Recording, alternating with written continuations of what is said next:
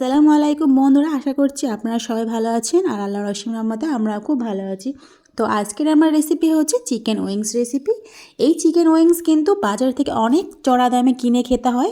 বাড়িতে যদি এই প্রসেসে যদি বানানো যায় তাহলে কিন্তু বন্ধুরা কথা দিচ্ছি আর রেস্টুরেন্টে গিয়ে খেতে হবে না। একটু ধৈর্য সম্মতভাবে একটু সময় দিয়ে বানালেই একদম রেস্টুরেন্টের মতোই চিকেন উইংস একদম বানানো যাবে বাড়িতেই বসে এবং ঘরে থাকা সামান্য মশলা দিয়েই। তো আজকেকার এই রেসিপিটা আপনাদের কাছে খুবই ভালো লাগবে আশা করছি। তো প্রথম থেকে সেই সবটি দেখার জন্য অনুরোধ রইল। আর ছোট্ট ভিডিওটা শুরু করার আগে লাইক দিয়ে শুরু করবেন বন্ধুরা। তো এখানে চিকেন উইংসগুলোকে আমি 12 পিসের মতো নিয়েছি। তো এটাকে আমি ভালোভাবে জল দিয়ে একদম পরিষ্কার করে ধুয়ে নেব। তো ধুয়ে নেওয়া আমার অলরেডি হয়ে গেছে। এবার একটা পাত্র নিয়েছি, সেই পাত্রতে আমি চিকেন উইংসগুলোকে দিয়ে দিলাম।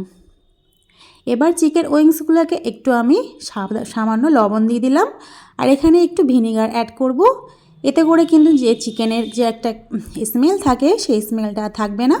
তো এখানে কিছুটা জল দিয়ে দিলাম। জল দেওয়ার পরে 10 মিনিটের জন্য এটাকে আমি ম্যারিনেটটা করে রাখবো ভিনেগারটা দিয়ে, কারণ ভিনেগার দেওয়ার সাথে সাথে কিন্তু চিকেনের যে অতিরিক্ত নোংরা একদম জলেতে অলরেডি বেরিয়ে আসবে। তো দেখলেই বুঝতে পারবে বন্ধুরা, একদম চিকেনের কালারটা কিন্তু একদম 10 মিনিটে চেঞ্জ হয়ে যাবে। তো একটা ঢাকনা চাপা দিয়ে আমি 10 মিনিটের জন্য রেখে দিলাম। তো 10 মিনিট পর ফিরে এলাম বন্ধুরা, দেখতে পাচ্ছেন চিকেনের কালারটা কত চেঞ্জ হয়ে গেছে আর কতটা নোংরা বেরিয়েছে। জলটা একদম দেখতে পাচ্ছেন কতগুলো নোংরা বেরিয়েছে চিকেন থেকে। তো এই জলটাকে ভালোভাবে পরিষ্কার করে নেব।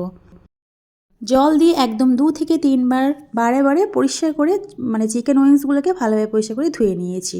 এবারে আগে থেকে 1 বাটি পরিমাণ আমি টক দই এরকম চা ছেঁকনিতে জল এক্সট্রা যে জল ঝরাতে দিয়েছিলাম সেই টক দইটা আমি দিয়ে দিলাম। আর এখানে 1 চামচ করে রসুন বাটা দিয়ে দিলাম আর 1 চামচ আদা বাটা দিয়ে দিলাম। এবারে দেবো কিছুটা গুঁড়ো মশলা। এখানে এই যে চামচের 1 চামচ প্রথমে দিলাম গোলমরিচ গুঁড়া, তারপরে দিলাম জিরা গুঁড়া আর ধনিয়া গুঁড়া দিয়ে দিলাম, স্বাদ মতো লবণ দিলাম। দেওয়ার পরে এবার হাত দিয়ে ভালোভাবে মাখিয়ে নেব। তো বন্ধুরা, আজকের আমার যেখান থেকে পারছেন ভিডিও দেখছেন এই রেসিপিটা, অসংখ্য অসংখ্য ধন্যবাদ আমার এই রেসিপিটা দেখার জন্যে। তো এখানে আমার অলরেডি মাখানো হয়ে গেছে। তো ফার্স্টে আমার ঝাল লঙ্কা গুঁড়োটা দিতে খেয়াল ছিল না, তাই এখন আবার ঝাল লঙ্কা গুঁড়ো দিয়ে দিলাম। তো আপনারা লঙ্কাটা কম বেশি বাড়িয়ে কমিয়ে নিতে পারেন আপনাদের পছন্দ অনুযায়ী। তো এখানে মাখানো হয়ে গেছে। তো আমার চ্যানেলে যারা এখনও নতুন প্লিজ সাবস্ক্রাইব করে পাশে থেকে যাবেন, অনুরোধ রইল। তো এখানে ঢাকনা চাপা দিয়ে আমি 30 মিনিটের জন্য ম্যারিনেটটা করে রাখবো। তো 30 মিনিট পর আমি ফিরে এলাম বন্ধুরা। আবারও হাত দিয়ে আমি মাখিয়ে নেব চিকেন উইংসগুলো একদম। তো এদিকে আমার মাখানো কমপ্লিট হয়ে গেছে। এবার আমি কোটকা তৈরি করার জন্য আমি এখানে শুকনো একটা পাত্র নিয়েছি আর একটা পাত্রেতে একটু কিছুটা জল নিয়েছি। এখানে আমি ময়দা নিয়ে নিলাম পরিমাণ মতো। এবারে দেব স্বাদ মতো লবণ আর দিয়ে দিলাম একটু লঙ্কা গুঁড়ো আর একটু গোলমরিচ গুঁড়ো দিয়ে দিলাম। দেওয়ার পরে মিক্সড করে নেব ময়দার সঙ্গে। তো মিক্সড করা হয়ে গেছে। আর যে চিকেন উইংসগুলো ম্যারিনেট করে রেখেছিলাম সেই চিকেন উইংসটা একটা আমি ময়দার সঙ্গে ভালোভাবে একদম প্রথমে কোট করে নেব। তো দেখলেই বুঝতে পারবেন বন্ধুরা কেমনভাবে বানাচ্ছি, খুব সহজে একটু ধৈর্য সমেত বানালে কিন্তু আর বাজার থেকে অনেক চড়া দামে আর কিনতে হবে না। যখনই মন চাইবে তখনই কিন্তু আপনারা বাসায় ট্রাই করতে পারবেন। তো এবারে আমি জলেতে ভালোভাবে 1 থেকে 2 মিনিটের মতো ভিজিয়ে রেখেছি। তারপর আমি আবার ময়দার সাথে ভালোভাবে এভাবে চেপে চেপে একদম হাত দিয়ে ভালোভাবে কোটটা করে নেব।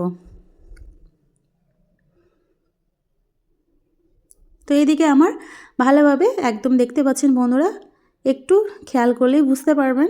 তো এই পর্যায়ক্রমে কী করব বন্ধুরা, আমি কিন্তু একসাথে করব না, একটা একটা করে করব। আর আমি এদিকে কড়াইতে তেল দিয়ে আমি ভাজবো, তবে একসাথে করে রাখবো না, তাহলে কিন্তু লেয়ারটা খুব ভালোভাবে হবে না। তো সেই জন্য প্রথমে আমি কড়াইতে এখানে একটা আমার অলরেডি হয়ে গেছে, সেই পর্যায়ক্রমে এখানে একটা কড়াইতে আমি পরিমাণ মতো এখানে রিফাইন তেল এখানে দিয়ে দিলাম। তো এখানে রিফাইন তেল অলরেডি আমার গরম হয়ে গেছে। আর এদিকে আমি চিকেন যে উইংসে যেগুলো বানিয়ে রেখেছিলাম সেই উইংসটা দিয়ে দিলাম। আবারও এই সেম প্রসেসে একটা করে বানাচ্ছি আর এই তেলেতে আমি দিয়ে দিলাম। এইভাবেই বানাবো, তবে আমি কিন্তু একসাথে কিন্তু বানাইনি। তো এই ফ্লেমে কিন্তু গ্যাসের ফ্লেমটা একদম মিডিয়াম আঁচে রাখতে হবে। যদি হাই স্পিড করে রাখা হয় তবে কিন্তু উপর থেকে মুচমুচে হবে, কিন্তু চিকেনটা ভিতর থেকে নরম আর জুসি হবে না। সেজন্য আমি একদম মিডিয়াম আঁচে রেখেছি। তো এইভাবে আরও দুটো আমার ওই মুহূর্তে আমার বানানো হয়ে গেছে, আরও দুটো দিয়ে দিয়েছি। তো দেখতে পাচ্ছেন কতটা লেয়ার হয়েছে।